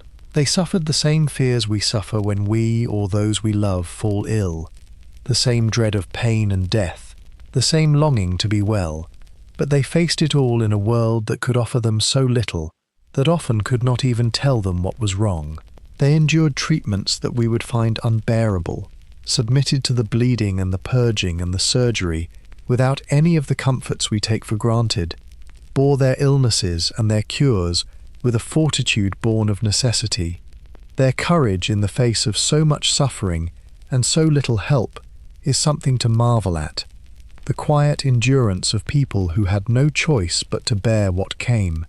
Think of the families watching their loved ones sicken, hoping and praying for their recovery, doing everything they could to help, calling the healer, preparing the remedies, tending the sick through the long nights, facing so often the loss of those they loved. The grief of the Tudor world, in an age of so much death, was immense. The loss of children and parents and partners, a constant feature of life, born again and again by people whose hearts broke as ours break. Behind the medical history lies this vast human story of love and loss, of families caring for their sick and grieving their dead, a story as old as humanity and as close to us as our own hearts. The Tudor family facing illness was facing what we fear most, with so much less to protect them. And think of the healers themselves, the physicians and surgeons and midwives and wise women who devoted themselves to the care of the sick, who tried, with the knowledge they had, to relieve suffering and to heal. For all that their medicine was mistaken, most of them were doing their sincere best to help, applying their skill and their learning and their care in the effort to make people well.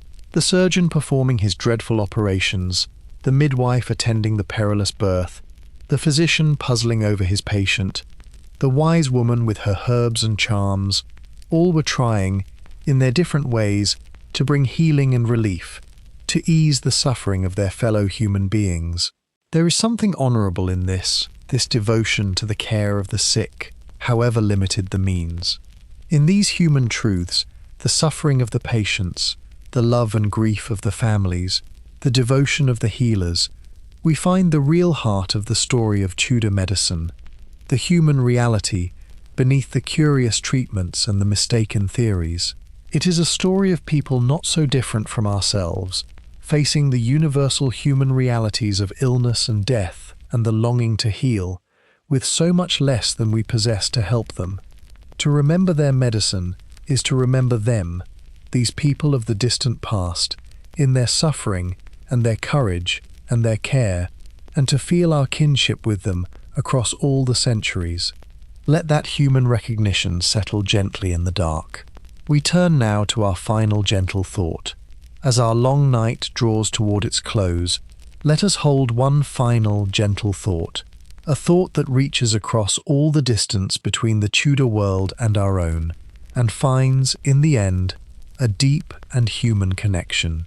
For all the strangeness of their medicine, the people of the Tudor age were, at bottom, human beings just like us, facing the same fundamental realities of illness and healing, fear and hope that we face still, and in contemplating their medical world we are contemplating, in a sense, our own ancestors, our own kin, joined to us by the unchanging human experience of being mortal and frail. The desire that drove all of Tudor medicine, the longing to be well, to be free of pain, to be healed of sickness, to live and to see those we love live, is the same desire that drives our own medicine, the same deep human wish that has always sought relief from suffering and defense against death.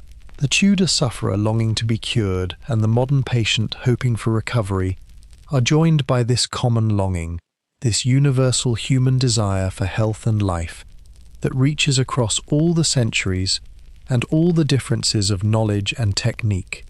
Beneath the vast difference in what they could do and what we can do lies this shared human heart, the same hope, the same fear, the same longing, binding us to them. And the project that Tudor medicine pursued, however mistakenly, the effort to understand the body and its ailments and to find the means to heal, is the same project that our own medicine pursues, the same ancient human endeavour to comprehend and to cure. They were working at the same task we work at, the understanding and healing of the human body, only with so much less to work with, feeling their way in the dark where we have light. We stand on the far side of a great transformation in knowledge, but we are engaged in the same fundamental human effort, the effort to heal, that the Tudor healers pursued with their humours and their bleeding. In this we are joined to them, fellow workers across the centuries in the long human struggle against sickness and death. There is something steadying and gentle in this thought, this sense of connection across the vast distance of time to the people who lived and suffered and healed in that far-off age. They are gone now, every one of them, the patients and the healers, the families and the physicians. The whole world of Tudor medicine dissolved into the past, its sufferings long since ended, its people long at rest. But they were here, they lived, they faced illness and death as we face them, they longed to heal as we long to heal, and we are the heirs of their long effort, carrying forward the human struggle to understand and to cure that they pursued before us. To remember them is to feel our place in that long human story, the unbroken thread of those who have faced sickness and sought healing across all the generations. And so we can let them rest now, the people of that distant age, with a kind of tenderness and gratitude, a recognition of our shared humanity and our common struggle across the centuries. Their medicine was strange and often mistaken, but it was a human effort to heal, pursued by people like ourselves in a world that gave them so little. And in remembering it, we honour them and feel our kinship with them. Let that gentle sense of connection settle over you now, warm and quiet, as we prepare at last to let the whole long story go and drift away into sleep. Let it carry you gently toward rest, this thought of the long human family of which you are a part, stretching back through the Tudor night and far beyond. We turn now, at last, towards sleep. So let it all go now, gently, the whole long world we have wandered through tonight, the entire strange and earnest world of Tudor medicine. Let it fade, the way the distant past fades, the way the centuries dissolve into a soft and shapeless distance, the physicians with their urine flasks, the barber surgeons with their blades, the apothecaries with their fragrant shelves, the wise women with their charms, all growing dim and quiet and far away, until there is only the warm dark, and your own slow breathing, and the gathering tide of sleep. Let the physician set down his flask and his star charts, his work all done, his learning long since laid to rest. Let the apothecary close up his shop for the night, the jars and the drawers fading into shadow, the fragrant herbs settling into stillness. Let the surgeon lay down his instruments, his hard day's work over, and let the wise woman bank her fire and put away her remedies, and let the whole great procession of that vanished world, all the patients and the healers, all the suffering and the hoping and the long effort to heal, drift gently away into the deep dark of the past. They are gone now, every one of them, their illnesses long since ended, their pains long since stilled, centuries and centuries at rest, and there is a great soft quiet where all their suffering once was. Let them rest. And now, at last, so can you. Feel the warmth of your bed, soft and safe around you. Feel the weight of the blanket, gentle upon you. Feel how your body is held, how there is nothing you need to do and nowhere you need to be. No fever to fear, no cure to endure, no pain to bear, only the soft dark and the deep quiet and the simple comfort of rest.